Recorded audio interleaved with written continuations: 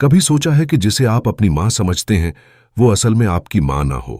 कभी किसी चिट्ठी ने आपकी पूरी जिंदगी बदल दी है? आज की ये कहानी एक ऐसे बेटे की है जिसने मां का दिया हर संस्कार अपनाया, लेकिन मरने से पहले मां ने एक ऐसा राज खोला जिसने उसके पूरे अस्तित्व पर सवाल खड़े कर दिए। आरव दिल्ली में नौकरी करता था, अच्छी लाइफ, बढ़िया सैलरी और सपनों वाला करियर। लेकिन उसके दिल के सबसे करीब थी उसकी मां सविता, जो उत्तराखंड के एक गांव में रहती थी। पिता बचपन में ही गुजर गए थे। मां ने सिलाई और खेतों के काम से उसे पाला। आरव ने भी कभी शिकायत नहीं की।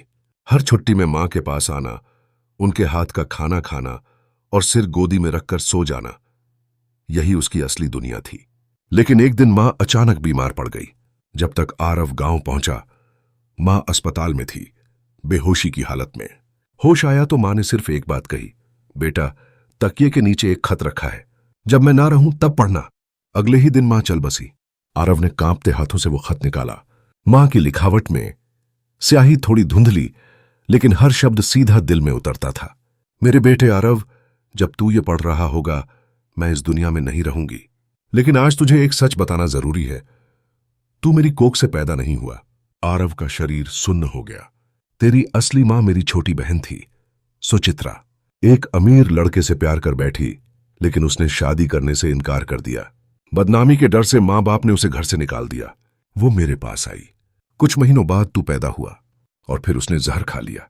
मैंने तुझे अपनी जान से ज्यादा चाहा, तुझे कभी यह पता ना चले, इसलिए तुझे अपना बेटा मान लिया। आरव की आंखों से आंसू बहने लगे। मां के लिए उसका प्यार कभी बदलेगा नहीं, लेकिन यह सच उसे तोड़ रहा था। तेरे पिता आज भी जिंदा हैं। उनका नाम है देव मल्होत्रा, बड़ी कंपनी के मालिक हैं। तेरे पास हक है उनसे मिलने का, पर बेटा, बदले की आग में मत जलना। मैंने तुझे इंसान बनाया है, इंसान बना रहना। आरव की जिंदगी अब वैसी नहीं रही। वो हफ्तों तक सोचता रहा, क्या करे। आखिरकार एक दिन उसने देव मल्होत्रा को गूगल किया। फोटो वही था जो मां ने कभी दिखाया था, वही चेहरा, वही आंखें और कुछ कुछ अपनी तरह के नाक नक्श भी।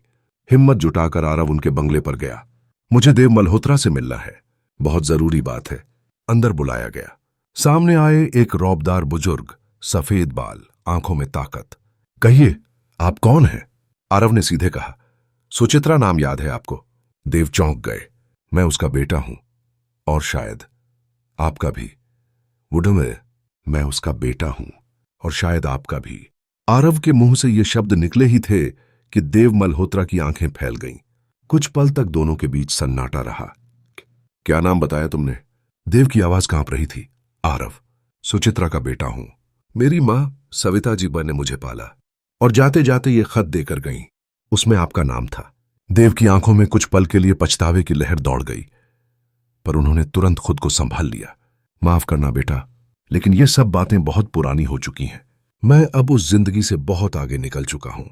तो आप मानते हैं कि आपने मेरी मां सुचित्रा से रिश्ता रखा था? आरव की आवाज तेज थी, लेकिन सम्मान अभी बाकी था। देव ने सिर झुका लिया। हां, हमने प्यार किया था, लेकिन मेरे परिवार और समाज के डर से मैंने कायरता दिखाई। सुचित्रा ने जब मुझे बताया कि वो मां बनने वाली है, मैंने सब नकार दिया, और फिर मैं हमेशा के लिए उससे कट गया। आरव की आंखों से आंसू बह निकले।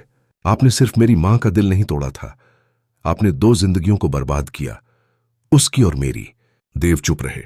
लेकिन मेरी मां तुनु सविता ने कभी मुझे यह महसूस नहीं होने दिया कि मैं अनाथ हूं। उन्होंने मुझे प्यार, संस्कार और आत्मसम्मान दिया। देव की आंखों से भी एक बूंद आंसू टपक पड़ा। मुझे कुछ नहीं चाहिए आपसे, ना पैसा, ना नाम। बस ये जानना जरूरी था कि वो खत झूठा नहीं था। अब मैं जा रहा हूं। आरव मुड़ने ही वाला था कि देव ने आवाज दी, रुको बेटा, एक आखिरी बात कहनी है। आरव रुका। मैंने जिंदगी भर अपने उस पाप को भुलाने की कोशिश की, लेकिन आज तू सामने खड़ा है तो लग रहा है जैसे मेरी आत्मा को मुक्ति मिल रही है। अगर तू चाहे तो मेरे साथ एक बार चाय पी ले। एक पिता के रूप में नहीं, एक बुजुर्ग इंसान के तौर पर जिसने अपनी जिंदगी में बहुत कुछ खो दिया। आरव कुछ पल सोचता रहा, फिर बोला, एक कप चाय। मां के नाम पर चाय के प्याले थमे नहीं थे और बातें चलती रहीं। देव ने सुचित्रा की तस्वीर देखने की इच्छा जताई। आरव ने दिखाया एक पुरानी तस्वीर जिसमें सविता और सुचित्रा एक साथ थीं। देव की आंखें भर आईं। क्या तू जानता है, तेरी मां गायक बनना चाहती थी? उसकी आवाज जादू थी। आरव ने हैरानी से देखा। यह बात उसे कभी नहीं बताई गई थी। शायद इसलिए मां रेडियो सुनते हुए अक्सर चुप हो जाती थीं। आरव ने कहा। कुछ समय बाद आरव उठा। अब मुझे चलना चाहिए। मां की 13वीं में जाना है। आपने जो कहा उसके लिए धन्यवाद। देव ने उसका हाथ थामा। अगर कभी दिल से मुझे माफ कर सको तो एक बार फिर मिलने आना। आरव मुस्कुराया। मैं मां का बेटा हूं, माफ करना उन्होंने ही सिखाया है। आरव वापस गांव गया। 13वीं पर सब रिश्तेदार आए। किसी ने नहीं पूछा कि वो कुछ बदला बदला क्यों लग रहा है, लेकिन सविता की तस्वीर के सामने खड़े होकर आरव ने मन ही मन कहा, मां, तुमने मुझसे सच छुपाया लेकिन अपना प्यार नहीं। तुम्हारा बेटा आज भी वही है जो कभी तेरी गोदी में सिर रखकर सो जाया करता था। कहानी का अंत। लेकिन मां बेटे का रिश्ता कभी खत्म नहीं होता। अगर यह कहानी आपके दिल को छू गई हो तो वीडियो को लाइक और शेयर जरूर करें और ऐसी ही और इमोशनल कहानियों के लिए चैनल को सब्सक्राइब करें।